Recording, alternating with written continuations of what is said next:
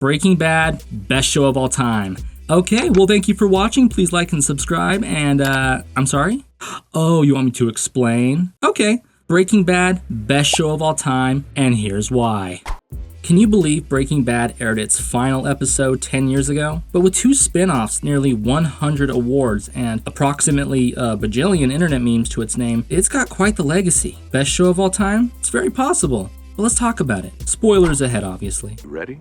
Let's be honest, if you want people to watch your show for 5 seasons or more, you're going to need good characters. Most viewers will forgive the occasional bad episode or a bit of sloppy writing if the show features characters they want to spend time with. And they don't have to be likable characters either. Just ask any fan of Succession. But they've got to be compelling and complex. And boy, did Breaking Bad deliver on that front. Who would have expected that Bryan Cranston, the dentist from Seinfeld, the dad from Malcolm in the Middle, would end up playing one of the greatest anti-heroes ever to appear on a TV show? It's no match for me. Okay, yeah, you're right. Hal from Malcolm in the Middle was often kind of an intense, unpredictable fella. Kind of like Walter White. But it says a lot about Cranston's skill as an actor that he could take everything that made Hal lovable and hilarious and use it to make Walt devious and terrifying. Walt's journey from mild-mannered chemistry teacher to a murderous drug kingpin is one of the greatest character arcs in the history of TV. A journey that is both incredibly satisfying and incredibly upsetting to watch. It often makes you ask yourself, exactly why do I like watching this guy? Which is a deliciously uncomfortable position to be in as a viewer. So the show was great for Walter White alone, but he's backed up by one of the best supporting casts ever. His hilarious, tragic relationship with Jesse Pinkman made for a classic double act. His brother-in-law, Hank, grew from being a ball-busting a-hole to a noble hero. Bob Odenkirk was so compelling as slimy lawyer Saul Goodman that he got his own spin-off series, a work of genius in itself. And Mike Ehrmantraut, the weary fixer, was so popular that they naturally shipped him over to the spin-off as well. That's the thing about Breaking Bad. From the casting to the writing, from the stars to the walk-on guest characters, everybody was worth watching. You had compelling villains like Gus Fring and Lydia, and the terrifyingly blank, childlike Todd. You had fantastic comic relief figures like the bumbling Badger and Skinny Pete, and even the less showy, less badass roles like Skyler, Walt Jr., and Marie gave depth to the world of the show. And never let us forget that Walt's actions had consequences. And man, just look at where these guys start in episode 1 and where they end in the finale. Those are some wild character journeys. But of course, you don't get great characters without great writing. Breaking Bad wasn't exactly revolutionary in the TV landscape because a lot of the stuff that made it great had already been done. Shows like The Sopranos, The Shield, The Wire, 24, and 6 Feet Under, they all laid the groundwork for the golden era of prestige TV, with complex ongoing plots and characters that change a lot over the seasons. They showed that there was space for long-form adult narratives after many decades of standalone procedurals and sitcoms where the status quo never changed. It's really easy to take that for granted now as there's so much great TV available. We've kind of moved past the prestige TV era. We're maybe even beyond peak TV with so many streaming services fighting for our attention. It's more like the era of TV overload. Many good shows sink without a trace because there's so many choices. But some do still hit critical mass and become viral sensations. Shows like Yellow Jackets, Yellowstone, and other shows that don't have the word yellow in the title, like The White Lotus and Succession. And what do these hits have in common besides good characters? Great writing. Like I said, Breaking Bad didn't invent the concept of good writing, but it did show how glorious, really good writing could be. It starts explosively, and it's the big dramatic moments that stick in your mind, like Hank's parking lot battle with the twins, Jesse killing Gale, Walt killing Gus, and pretty much the whole episode of Ozymandias. But what you might have forgotten is just how patient the show could be. I'll get more into this in the pacing section, but damn did these writers take their time mapping out stories. As well as being patient, the writing was unpredictable. Right in the middle of a crazy arc about Walt's battle of wills with Gus, there'd be a bottle episode about a fly stuck in the lab. and there would be some wild tonal shifts. Let's not forget that while Breaking Bad was one of the most tense and intense TV shows ever made, it was also really funny a lot of the time.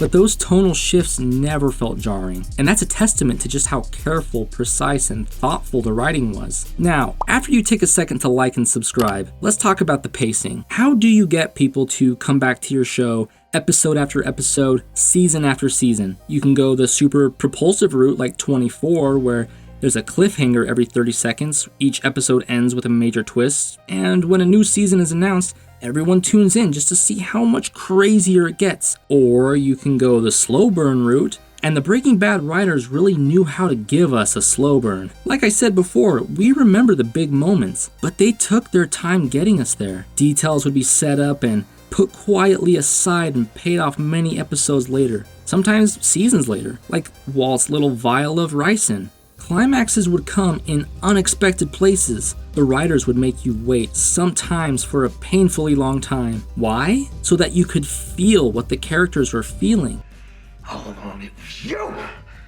Take the stretch in season 4 when Walt and Gus have kind of a stalemate going on, and Jesse has gone into self-destructive spiral of drugs and partying. Some less patient viewers might say that during these episodes, nothing much happens. And yeah, sure, there's not much in the way of big action-packed moments, but the tension keeps building, the screws keep turning, and it's slow for a reason, because the characters are in a holding pattern, trapped in their own thoughts. And they're not trapped in there with us, we're trapped in there with them.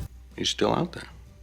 Pacing is the reason the big moments hit so hard. Walt finally defeating Gus is satisfying because there's been so much build up to it. The scene with Hank and the twins in the parking lot is thrilling because the show hasn't given us many scenes like that before. If there was a gun battle in every episode, they'd lose their impact. And pacing is why, when we finally got to season 5 and things really started unraveling for Walt, it all felt so apocalyptic and inevitable.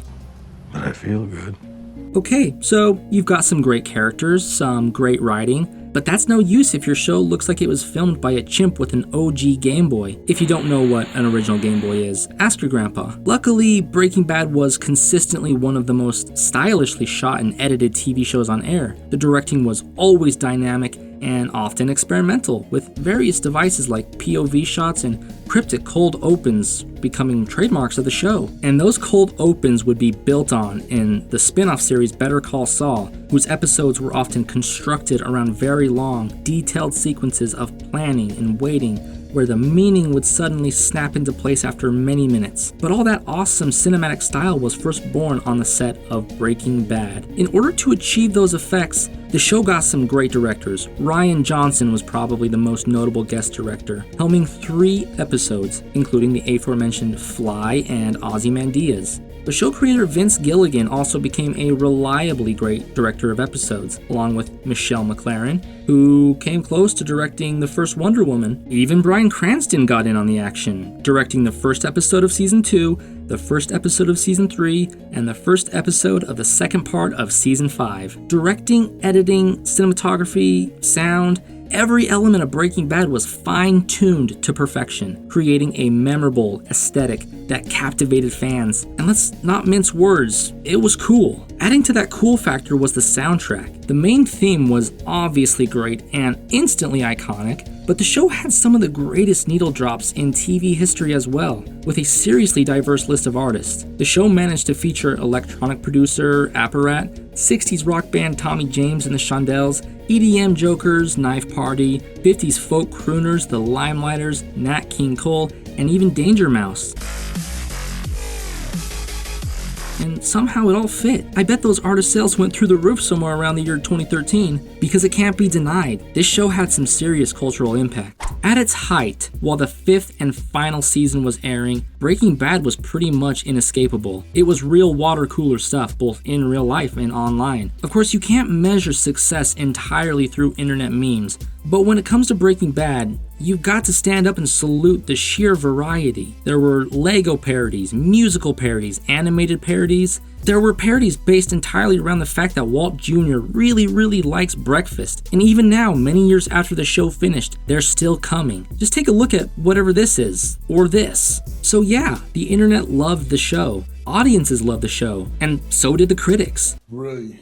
The show was nominated for over 200 awards, and it won nearly 100 of those, including 2 Golden Globes, 16 Primetime Emmys, and 2 Golden Nymph Awards. What's a Golden Nymph Award? I don't know, but it does sound kinda cool.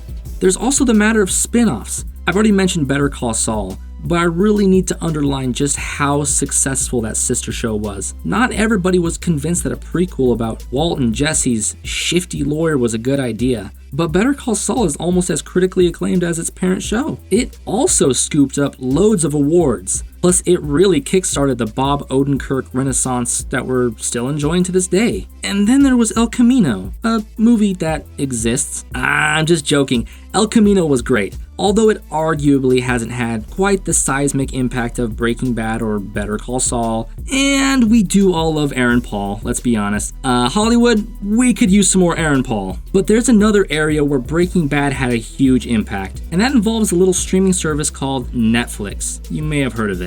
After the show's 4th season aired, Netflix purchased the rights as part of its early drive to buy up content for its growing service. A ton of people signed up so they could binge watch those 4 seasons, which helped build anticipation for the 5th. In fact, at the 2013 Emmy Awards ceremony, Vince Gilligan personally thanked Netflix, saying the service kept us on the air. There was a massive ratings boost for the show's final season, which became real appointment television, and Netflix got a huge boost in subscribers in return. So, a meme monster, a ratings smash, a critical darling, one of the crowning achievements of the golden age of prestige TV, a major early victory in the streaming wars. I just think it's a pretty neat show, okay? So we've had Better Call Saul, which gave us a surprisingly deep exploration of everyone's favorite scumbag lawyer, and which some argue actually surpassed the original series. We've had El Camino, which was a fun, if not super ambitious, goodbye for Jesse Pinkman. Who else from Breaking Bad deserves a spin-off? I've got 5 words for you. The Further Adventures of Huel. Seriously, I've got a 10-season plan ready to go. Netflix, hit me up.